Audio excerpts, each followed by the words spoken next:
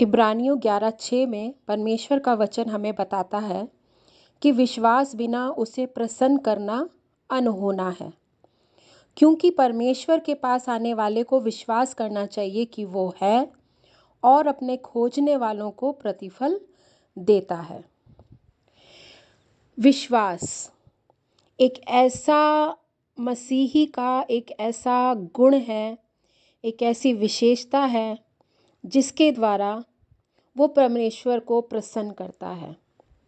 क्योंकि वचन यहाँ पर बता रहा है कि परमेश्वर जो है वो विश्वास से प्रसन्न होता है। जब हम परमेश्वर के पास आते हैं और हम परमेश्वर पर भरोसा करते हैं कि हमारा परमेश्वर जो है वो हमें हर परिस्थिति से बचाने में सामर्थी है, तो परमेश्वर खुश होता है कि हम उस पर भरोसा करते हैं। लेकिन अगर हम अविश्वासी बनते हैं तो अविश्वासी के लिए परमेश्वर का वचन कहता है कि संदेह करने वाला यह ना समझे कि उसे परमेश्वर की ओर से कुछ मिलेगा। तो हम यहाँ दो बातें देख रहे हैं कि विश्वास करने वाले के लिए लिखा है कि परमेश्वर अपने खोजने वालों को प्रतिफल देता है, जो उसे विश्वास के साथ खोजते हैं। लेकिन जो उस पर संदेह करते हैं उनके लिए उसका वचन कहता है कि संदेह करने वाला व्यक्ति ये ना समझे कि उसे परमेश्वर की ओर से कुछ मिलेगा। इब्रानियों का जो 11वां अध्याय है वो पूरा का पूरा विश्वास के ऊपर है। और यहाँ पर हम बहुत से ऐसे बाइबल के कैरेक्टर्स हैं जिनके बारे में हम पढ़ते हैं कि किस तरीके से उन्होंने परमेश्वर पर विश्वास किया और परमेश्वर पर विश्वास करते हुए वो परमेश्वर में आगे बढ़ते चले गए।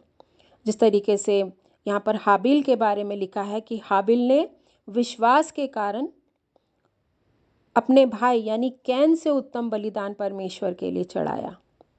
और नूह के बारे में लिखा है कि नूह ने उन बातों के विषय में जो उस समय दिखाई ना पड़ती थी, चेतावनी पाकर भक्ति के साथ अपने घराने के बचाव के लिए जहाज बनाया। तो यहाँ हम देख रहे हैं कि विश्वास के कारण उसे वर्षा नहीं दिख रही थी, लेकिन उसने विश्वास किया और उस विश्वास के कारण उसने जहाज बनाया। और जब उसने परमेश्वर पर विश्वास किया तो वो और उसका पूरा परिवार जो था वो उस भयानक बाढ़ से जो पूरी पृथ्वी पर आई थी वो उससे बच गया।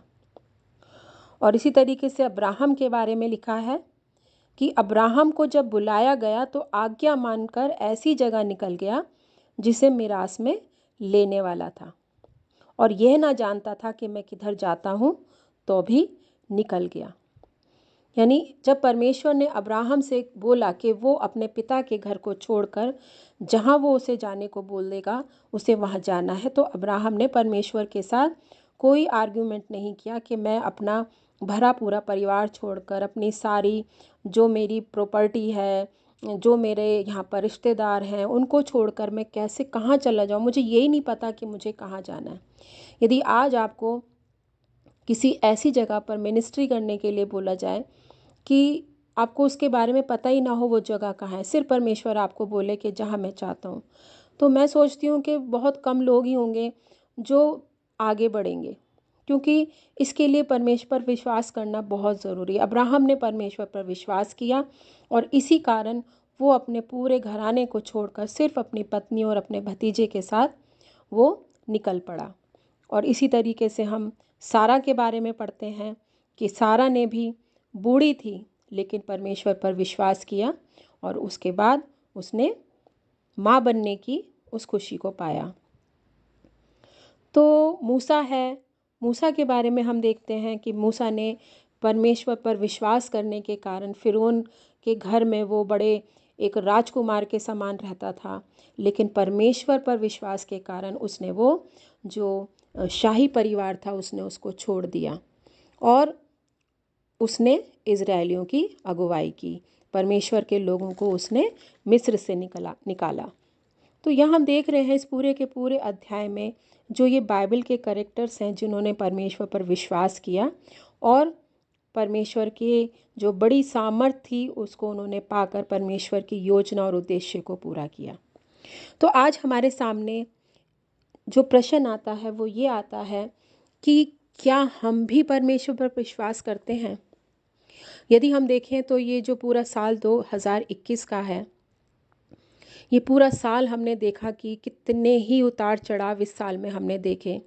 हमने जो महामारी थी कोरोना वायरस, उस महामारी के एक भयंकर रूप को हमने इस साल में देखा।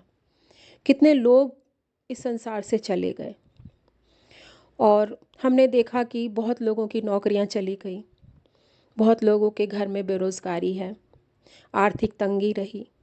लेकिन हमने देखा कि इन सारी कमियों में, घटियों में, तंगी में, परेशानी में, बेरोज़गारी में परमेश्वर फेथफुल रहा, परमेश्वर संग संग रहा और परमेश्वर ने हम सभी की हर ज़रूरत को पूरा किया। ठीक वैसे ही जैसे उसने इज़राइलियों की हर ज़रूरत को पूरा किया जब वो जंगल में से होकर जा रहे थे।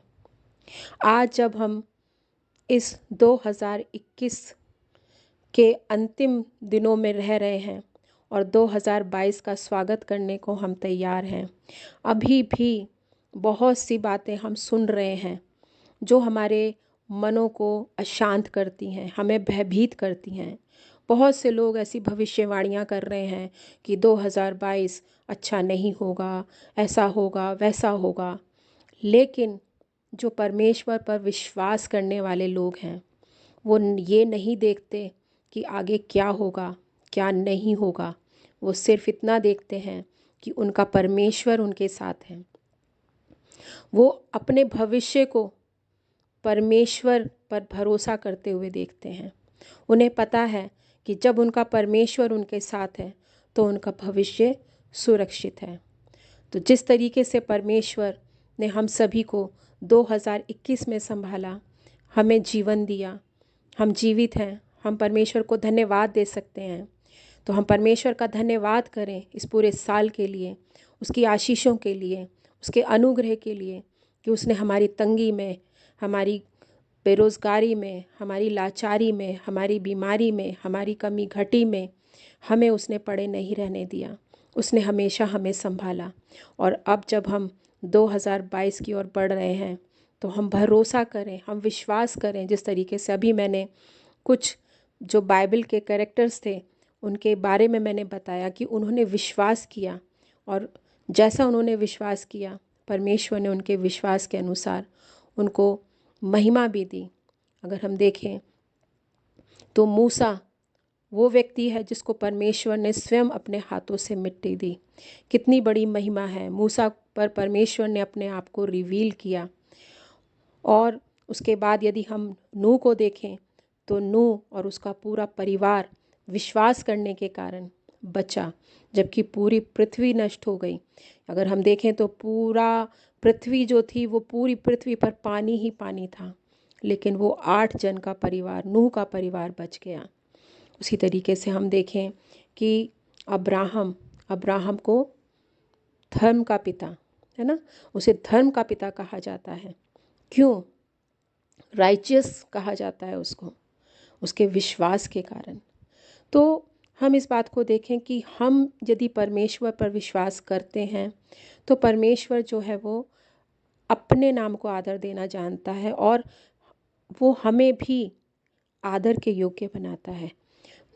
तो ये 2022 जो हमारे सामने है, इसमें हम डरते हुए नहीं, उन बातों पर भरोसा करते हुए नहीं जो नेगेटिव बातें इधर उधर चल रही हैं, हम डरते हुए नहीं बल्कि जय जयकार के साथ इस 2022 में एंटर करें, परमेश्वर को धन्यवाद दें और उसके सामने हम अपने सरों को झुकाएं और हम उसका धन्यवाद करते हुए उसे ये कहें कि परमेश्वर ये 2022 हमारे और हमारे पूरे घराने के लिए और परमेश्वर के तमाम लोगों के लिए, उन सभी लोगों के लिए जिनके लिए प्रभु की योजना है, ये साल एक आशीष में साल हो। मेरी आप लोगों से यही विनती है कि आप उन सारी नेगेटिव बातों पर ध्यान ना लगाएं, बल्कि इस नए वर्ष में आप परमेश्वर के वचन पर ध्यान लगाएं। क्योंकि सच में जैसे पौलुस ने कहा कि जो जो बातें सुहावनी हैं, जो जो बातें मनभावनी हैं, जो जो बातें आदर और सद्गुण की हैं, जो जो बातें सत्य हैं, उन्हीं पर ध्यान लगाया करो। तो हम उन बातों पर ध्यान लगाएं जो सुहावनी हैं, जो हमें शांति देती हैं। परमेश्वर का वचन हमें शांति देता है।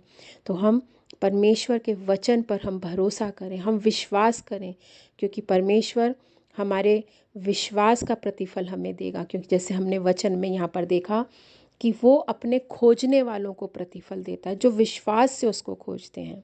तो परमेश्वर कैसे आपको बिना प्रतिफल के रहने देगा? वो आपको ज़रूर आशीष देगा और आपके पूरे घराने को आशीष देगा। परमेश्वर आप सभी को इस नए साल में संभाले, आपकी रक्षा करे और आपको अपनी आशीषों से भरपूर करे। जय मसीह की।